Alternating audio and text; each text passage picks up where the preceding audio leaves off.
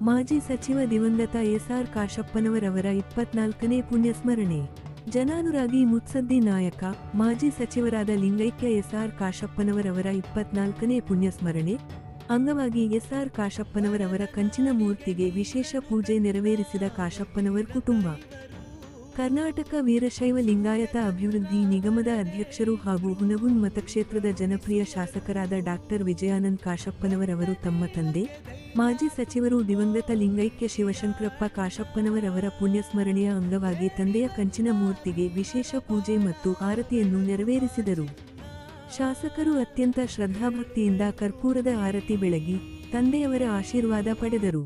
ಇದೇ ಸಂದರ್ಭದಲ್ಲಿ ನೆರೆದಿದ್ದ ಹಿರಿಯರು ಹಾಗೂ ಬೆಂಬಲಿಗರು ಭಕ್ತಿಗೀತೆ ಮತ್ತು ಸದ್ಗುರುಗಳ ಭಜನೆಗಳನ್ನು ಹಾಡುವ ಮೂಲಕ ದಿವಂಗತ ಎಸ್.ಆರ್. ಕಾಶಪ್ಪನವರ ಸಮಾಜಮುಖಿ ಕಾರ್ಯಗಳನ್ನು ನೆನಪಿಸಿಕೊಂಡರು. ಹೂವಿನ ಮಾಲೆಗಳಿಂದ ಅಲಂಕೃತಗೊಂಡಿದ್ದ ಮೂರ್ತಿಯ ಮುಂದೆ ಶಾಸಕರು ಕೈಮುಗಿದು ಪ್ರಾರ್ಥಿಸುತ್ತಿದ್ದ ದೃಶ್ಯ ನೆರೆದಿದ್ದವರಲ್ಲಿ ಭಾವುಕತೆಯನ್ನು ಉಂಟುಮಾಡಿತು.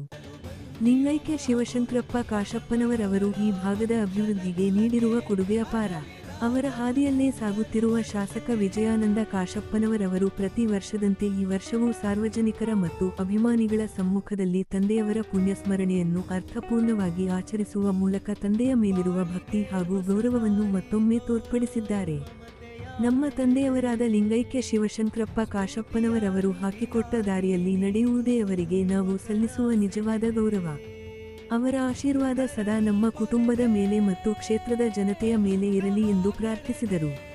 ತಮ್ಮ ತಂದೆಯ ಪುಣ್ಯಸ್ಮರಣೆಯನ್ನು ಭಕ್ತಿಪೂರ್ವಕವಾಗಿ ಆಚರಿಸುವ ಮೂಲಕ ಶಾಸಕ ವಿಜಯಾನಂದ ಕಾಶಪ್ಪನವರವರು ತಂದೆಯ ಆದರ್ಶಗಳನ್ನು ಸದಾ ಜೀವಂತವಾಗಿರಿಸುವ ಸಂಕಲ್ಪ ಮಾಡಿದ್ದಾರೆ.